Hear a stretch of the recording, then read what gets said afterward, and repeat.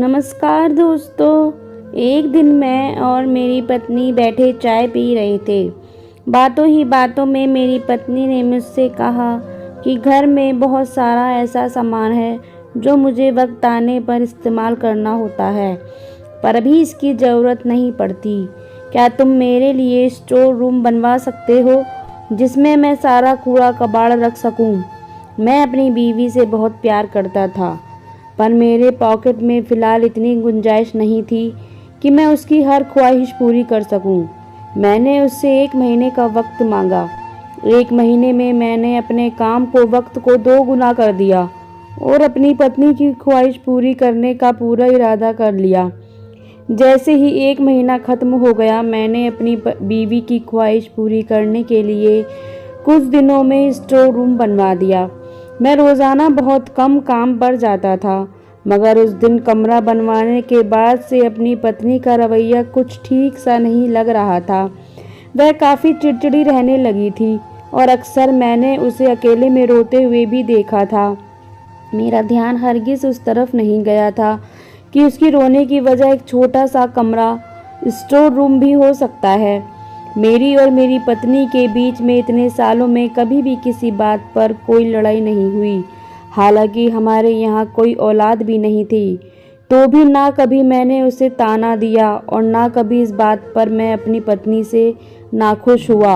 भगवान की दी हुई तमाम चीज़ों से काफ़ी खुश थे। मैं अपनी कम तनख्वाह में भी अपनी पत्नी को खुश रखने की कोशिश करता था।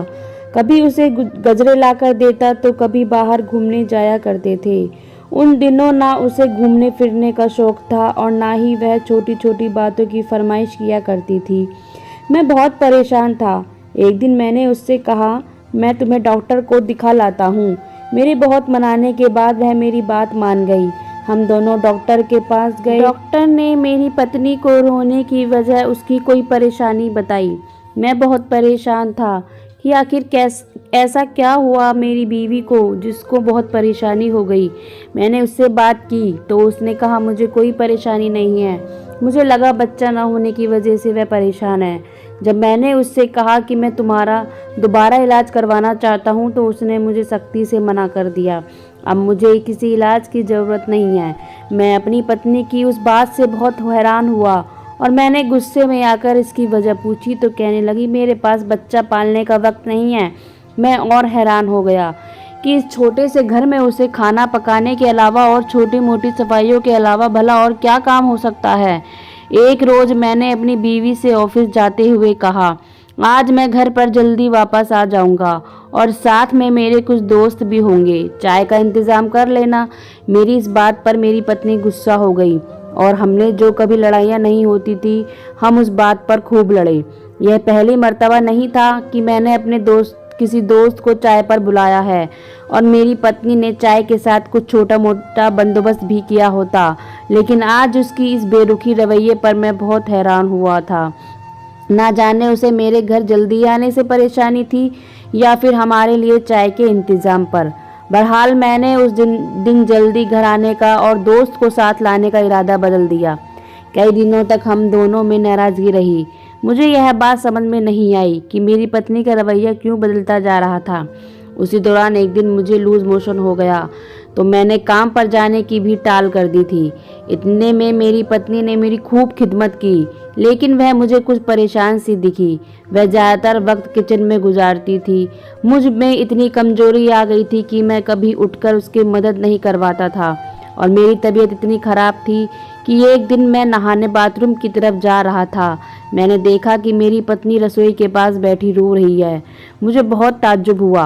बहुत पूछने के बाद उसने मुझे कोई वजह नहीं बताई और कहा कि बस दिल परेशान हो रहा था।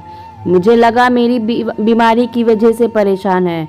अगले दिन मैं गहरी नींद में सो रहा था कि एकदम खांसी की वजह से मेरी आँख खुल गई।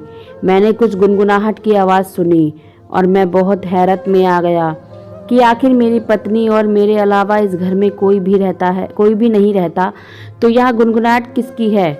मेरी पत्नी किससे बातें कर रही है? मैं बहुत परेशान था। मैं उठकर रसोई की तरफ गया तो मुझसे ज़्यादा चला नहीं गया। मैं दोबारा बैठ गया। मैंने अपनी बीवी को आवाज़ लगाई। जब मैंने उससे पूछा तो उसने कहा, ऐसा कुछ नहीं है, यह आपका वहम है।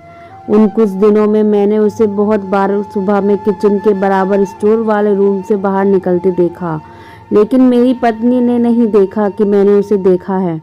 एक दिन मेरी तबीयत कुछ अच्छी थी तो मैं किचन में पानी पीने के लिए गया, तो मैंने अपनी पत्नी को वहाँ नहीं पाया। मैं किचन से बाहर आकर उसे ढूंढने ही लगा था कि वह रसोई के बराबर में बने हुए स्टोर रूम से बाहर निकली और मुझे देखते ही घबरा गई। उसके माथे से पसीना छूट गया। मुझे लगा कि ऐसी क्या बात है। उस वक्त मुझे बहुत अजीब लगा, क्योंकि मैंने उसे जब भी किचन के बराबर में बने स्टोर रूम से बाहर निकलते देखा तो मैं सोचता था कि कोई ना कोई काम से वह वहाँ जाती है, लेकिन आज उसके माथे के पसीने ने मुझे कुछ और सोचने पर मजबूर कर दिया। मेरे पूछने पर उसने बताया कि वहाँ सामान रखने गई थी। मैंने बात को यहीं ख़त्म कर दिया। मैं अपनी पत्नी से ज़्यादा बहस नहीं करना चाहता था, क्योंकि मेरी बीमारी में मेरी खूब सेवा करके उसने मेरा दिल जीत लिया था। कुछ दिनों बाद जब मैं ऑफिस के लिए उठा तब भी पत्नी को कमरे में नहीं पाया।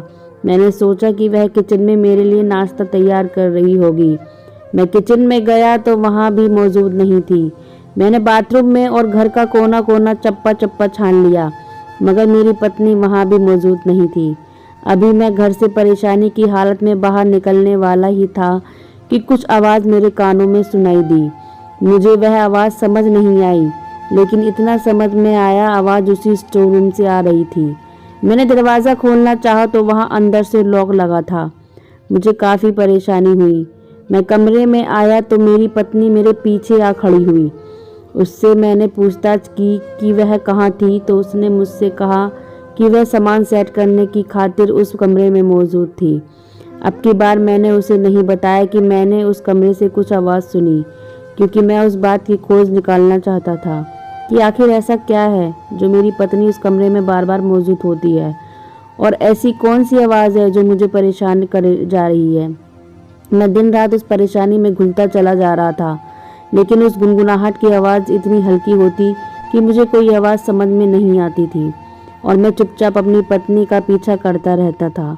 मुझ में इतनी हिम्मत ना थी कि मैं अपनी पत्नी से इस बारे में पूछताछ करूं। मुझे लगता था कि मेरी बीवी ने मेरी आवाज़ बंद करवा दी है और मैं कभी उससे इस बात के बारे में नहीं पूछ पाऊंगा। आखिर वह क्या था जो मुझे परेशान किए जा रहा था। मुझे अपने उस दिन के पैसे पर बहुत मलाल महसूस हो रहा था। क्यों उस दिन मैंने अपनी पत्नी की बातें मानी थी कि उसका कमरा बनवा दूंगा। कभी मुझे लगता कि मेरी पत्नी किसी खास लोगों के शिकंजे में आ गई है। कभी मुझे लगता मेरी पत्नी इस दुनिया में इंसान जैसी नहीं है, और कभी मुझे लगता मेरी पत्नी एक बदचलन औरत है जो मुझसे छुप छुप कर उस कमरे में किसी और से मिलती है। लेकिन मैं कभी एक फैसले पर कायम नहीं रहता था कि किसी बुनियाद पर अपनी पत्नी को इल्ज़ाम लगाऊं। मुझे कोई सुराग नहीं मिल रहा था। ऐसा नहीं था कि मैंने उस दरवाजे को खोलने की कोशिश नहीं की। मुझे लगता था कि मेरी पत्नी जो 15 घंटे उस दरवाजे की पहरेदारी कर रही होती है, जब भी मैं उस दरवाजे की तरफ जाता मेरी पत्नी किसी न किसी बात के बहाने टाल देती थी या मेरा ध्यान उस तरफ से हटवा देती थी। मैं बहुत परेशान था। अब मेरी जान पर वह कमरा और उस दरवाजे को खोलना जरूरी हो गया था। लेकिन मैं क्या करता। अपनी पत्नी को उस बात के मामले में बताना नहीं चाहता था। मैं अपनी पत्नी को रंगे हाथों पकड़ना चाहता था, मगर मैं बहुत मजबूर हो चुका था। मुझे समझ नहीं आ रहा था कि मैं क्या करूं। मैं जिंदगी से खुद को उससे ज़्यादा बेबस महसूस नहीं किया था। कभी कभी बहुत गुस्सा आता था। दिल चाहता था सब कुछ खत्म कर दूं और अपनी पत्नी को तलाक दे दूं और उसके सारे करतूत उसके सामने लाऊं, मगर मेरे पास कोई सबूत ना था। एक दिन मैंने प्लान बनाया कि मैं ऑफिस ना जाऊं और पूरा दिन अपनी पत्नी की हरकत पर नज़र रखूं। उस दिन मेरी पत्नी की काफ़ी तबीयत खराब थी, तो मैंने उसे आराम करने की नसीहत दी और खुद तैयार होकर ऑफिस जाने के लिए रवाना होने का ड्रामा किया। मैंने पत्नी से कहा कि तुम पलंग से खड़ी मत होना, मैं खुद ही चला जाऊंगा। बाहर के दरवाजे के पास एक अलमारी थी। मैं उसके पीछे छुप गया और मेरी पत्नी को महसूस भी नहीं हुआ कि मैं घर में हूँ। उसने उठकर नाश्ता बनाया और मैं देखकर हैरान रह गया। वह नाश्ता लेकर उस बंद कमरे के दरवाजे को खोलकर अंदर जाती है। मैं दरवाजे को ताला लगाए रखती थी। जब मैंने उस ताले के बारे में उससे पूछताछ की थी तो उसने कहा कि उसने अपने कीमती जेवर भी उसी कमरे में छुपा रखे हैं, क्योंकि अगर भगवान ना करे कोई चोरी हो जाए तो वह उस कमरे को कूड़े कबाड़े का कमरा समझेगा और उस कमरे पर उसका ध्यान भी नहीं जाएगा। उसने कमरे का दरवाज़ा खोला और अंदर नाश्ता ले गई। मैं 2 लोगों का नाश्ता देखकर हैरान हुआ और चाय की 2 कप देखकर मेरा शक बढ़ गया। मेरे मौजूद होने के बाद भी मेरी पत्नी ने किसी को इस घर में रखा हुआ था। मैं गुस्से में खोल रहा था। ऐसा कौन था जिसे वह दिन रात अपने साथ रखती थी और मुझसे भी ज़्यादा अजीज समझती थी। मैं अंदर ही अंदर तिलमिला रहा था और मान चुका था कि मेरी पत्नी एक बदचलन औरत है जिसने मेरे होते हुए किसी आदमी से रिश्ता रखा है। मैं जो इतने अरसे से समझता रहा कि मेरी पत्नी या तो किसी भूत के साए में आई है या कोई और मसला है, अब मुझे अपनी पत्नी से नफरत होना शुरू हो गई थी। मेरे पैर कांपना शुरू हो गए थे। मैं अपने जज्बात पर काबू नहीं रख पा रहा था, लेकिन कदम इतने भारी हो गए थे कि उस अलमारी से लेकर बंद कमरे तक का सफ़र मुझसे तय नहीं हो रहा था। लगता था मेरे पैरों के नीचे से ज़मीन निकल गई और किसी ने सर से आसमान भी छीन लिया। मैं अपने आप को उस भरी दुनिया में बेबस मजबूर आदमी समझ रहा था। यह कुछ मिनट मुझ पर इतने भारी थे, लगता था कि या तो इस दुनिया से चला जाऊं या फिर अपनी पत्नी को जान से मार दूं। मैं ये जानता हूं या फिर मेरा भगवान जानता है कि मैंने उन चंद कदमों का सफ़र कैसे तय किया। अभी कमरे के दरवाजे पर जो पहुंचा ही था कि मेरे हाथ पसीजने लगे थे। मेरा पूरा बदन पसीना पसीना हो रहा था।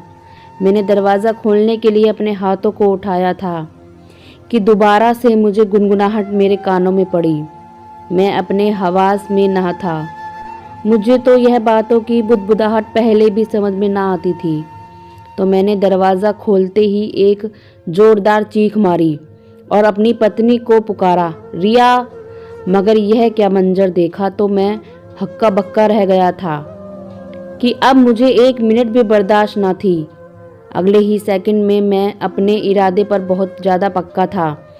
मैंने देखा कि किसी के लिए नाश्ता लेकर गई है और उसके हाथ में जिसके लिए निवाला है और जिसने उसने वाले को खाने के लिए अपना मुंह खोल रखा है, वह मेरी सौतेली माँ है। मैं को कितना गलत समझ रहा था। कभी उसे जादू टोने वाली औरत तो कभी उसे मैंने बदचलन समझा। इस तरह मेरी चीख की आवाज़ सुनकर रिया के हाथ से निवाला गिर गया और मेरी सौतेली माँ, जो मुझे देखकर हक्का बक्का रह गई थी, उसके पसीने छूटने लगे। मुझे ऐसा लगा जैसे किसी ने मेरे कदमों तले ज़मीन निकाल ली है। अपने आप को मैं बहुत गंदा महसूस कर रहा था। ना मुर्दों में था ना मैं जिंदों में था। आलिया इतने दिनों तक मेरी माँ को बंद कमरे में छुपाई उसकी खिदमत किए जा रही थी। यह मेरा फ़र्ज़ था, मगर मैं अपने फ़र्ज़ से भागना चाहता था। मैं अपनी सौतेली माँ को कभी भी अपनी माँ मानने को तैयार नहीं था। मुझे शुरू से ही कबूल नहीं था कि मेरी माँ की मौत की वजह भी मेरी सौतेली माँ ही है। हालांकि मैं जानता था कि ऐसा कुछ भी नहीं है, लेकिन मेरे जहन से कुछ बातें बिल्कुल भी मिट नहीं सकती और मैं अपनी सौतेली माँ को कबूल करने को तैयार ना था। मेरी पत्नी ने मुझे कई बार दबे शब्दों में समझाया था कि माँ आखिर माँ होती है, चाहे वह पैदा करने वाली हो या पालने वाली। लेकिन इस बात पर मैंने उससे नाराज़गी की। मेरी पत्नी को उस बात पर इसरार न करने पर मजबूर कर दिया। रिया यह बात जानती थी कि मैं अपनी माँ से बहुत खफा हूँ और मेरी सौतेली माँ बहुत मजबूरी में रिया से मदद मांगने आई थी, क्योंकि उन्हें मेरे बाप के मरने के बाद मकान मालिक ने घर से निकाल दिया था। उसके पास कोई रहने का घर नहीं था। रिया रहम दिल की औरत थी। मेरी माँ को अपनी माँ जैसा मानती थी, लेकिन घर में कलेश ना हो उस वजह से उसने यह बात छुपाई और मेरी मजबूर माँ को अपने घर में जगह भी दी। वह बहुत परेशानी की हालत में, क्योंकि वह दोनों जगह फंस चुकी थी। एक तरफ पति था और दूसरी तरफ रहमदिल था। वह मेरी माँ को भी अपनी माँ का दर्जा देती थी। रिया का इतना बड़ा बड़प्पन देखकर मैं तो जैसे चुल्लू भर पानी में डूब गया। रिया को और अपनी सौतेली माँ को बिस्तर पर बैठाकर मैंने नाश्ता कराया और तमाम गलतियों की माफ़ी मांगी। मैं इतना रोया कि रिया और माँ के चुप कराने पर भी मेरी हिचकिचाहट बंद नहीं हुई।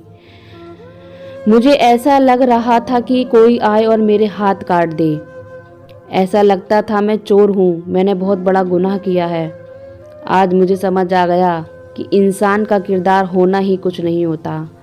तो फ्रेंड्स, ये कहानी आपको कैसी लगी कमेंट्स बॉक्स में ज़रूर बताइएगा। कहानी को लाइक व शेयर ज़रूर कीजिएगा और चैनल पे नए हैं तो सब्सक्राइब कीजिएगा। कहानी सुनने के लिए बहुत बहुत धन्यवाद।